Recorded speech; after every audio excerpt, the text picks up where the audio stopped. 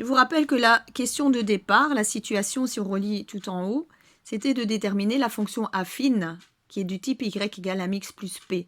Je vous rappelle qu'on avait remplacé le m par x et le p par y. Et donc, étant un problème posé, il faut faire la conclusion. Et donc, ceci, d'où j'en conclus, la fonction affine est y égale moins x plus 3. Nous passons à la deuxième situation. Bill doit acheter 2 kg de poires et 1 kg de pommes. Sa mère lui donne le compte juste, 8 pièces de 50 eurocents. 8 pièces de 50 cents, ça veut donc dire qu'il en a en principe pour 4 euros. Mais Bill distrait achète 1 kg de poires et 2 kg de pommes et rend 50 eurocents à sa mère. Quel est le prix au kilo des pommes et des poires? Dans la deuxième situation, il en a donc pour 3,50 euros. Mettons en équation en choisissant x, le prix au kilo des poires, et y, le prix au kilo des pommes. On va donc d'abord traduire la première situation, la première version. 2 kg de poires, donc 2x, plus 1 kg de pommes, plus y. Il en a eu pour 4 euros, donc égale 4. L'autre version, puisqu'il se trompe, 1 kg de poires, donc x, 2 kg de pommes, donc plus 2y. Il a rendu 50 cents, je vous rappelle, à sa mère, et donc il en a pour 3,50 euros. On transforme la première équation comme à la page 1 pour isoler le y. Y égale 4 moins 2x. Donc y égale moins 2x plus 4. L'autre est un petit peu plus compliqué à résoudre, quoique. Vous devez isoler le y, mais avant tout, isoler 2y. Ici, il y a un coefficient 2. Donc, je vais d'abord éliminer le terme gêneur. 2y égale 3,5 moins x. Et puis, pour passer de 2y à y, il faut diviser par le coefficient d'y, donc par 2. Et donc, je vais diviser par 2 3,5, 1,75. Et diviser par 2 moins x, donc moins 1 demi-x. J'écris les termes dans l'ordre y égale moins 1 demi-x plus 1,75. On va faire le graphique de ces deux fonctions. Et donc, on retranscrit la première équation dans le premier tableau de valeur, moins 2x plus 4.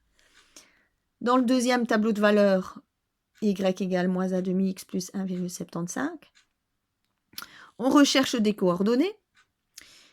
On attribue 0 comme valeur à x. Je remplace x par 0. Y égale moins 2 fois 0, donc 0 plus 4. Donc y égale 4. Par contre, ici, c'est la valeur d'y qu'on choisit 0.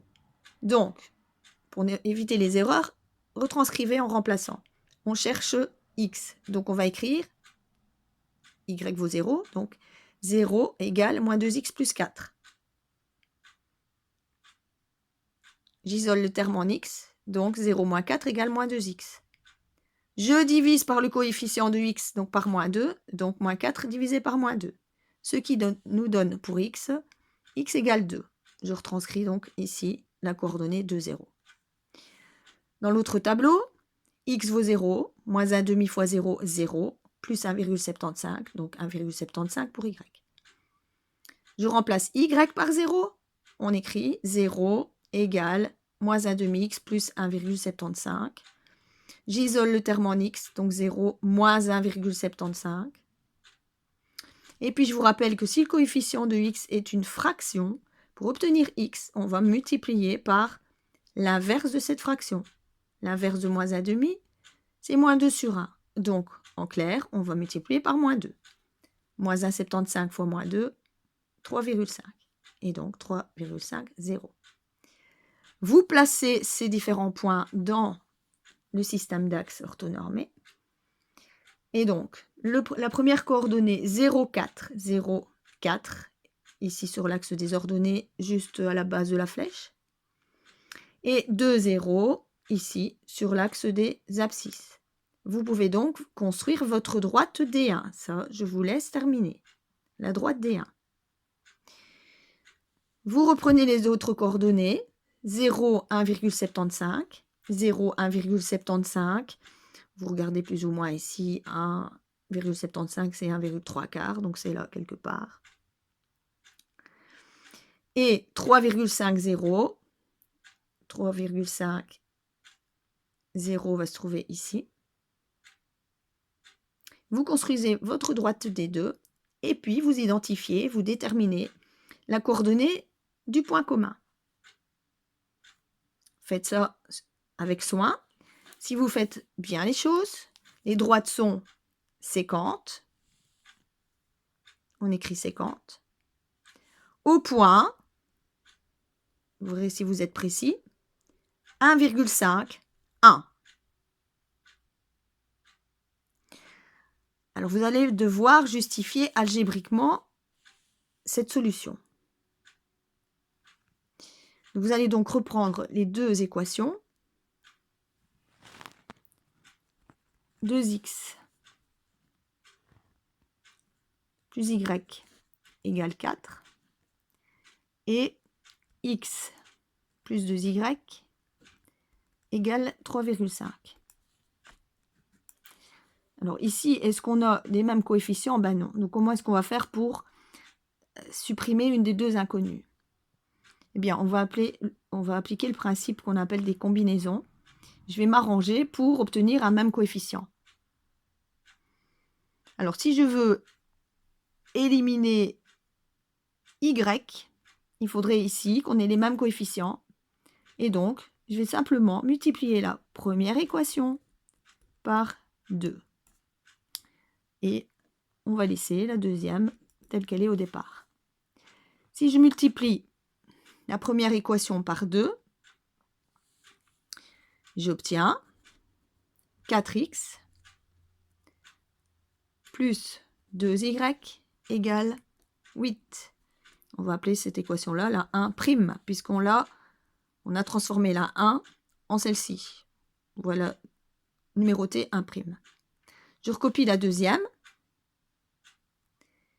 X plus 2y égale 3,5. C'est toujours la 2. Et donc maintenant, qu'est-ce qu'il suffit de faire pour pouvoir éliminer y? Bien, on va appliquer le même procédé qu'à la page précédente. On va soustraire terme à terme. Et là, vous allez terminer cela pour le prochain cours. Donc, vous écrirez, allez revoir à la page 1, 4x moins x plus 2y moins 2y égale 8 moins 3,5. Vous faites vos calculs, les y vont se supprimer. Vous allez donc trouver la valeur de x. Si vous faites bien les choses, vous allez trouver la valeur de l'abscisse du point commun que vous avez trouvé ici par le graphique, c'est-à-dire 1,5. Une fois que vous avez x, vous retournez dans une des deux équations de départ. Vous remplacez le x par la valeur que vous aurez trouvée, donc en l'occurrence 1,5 si vous avez bien fait les choses. Et à ce moment-là, vous allez trouver la valeur de y qui est 1. Donc je vous laisse terminer la résolution de ce système avec soin.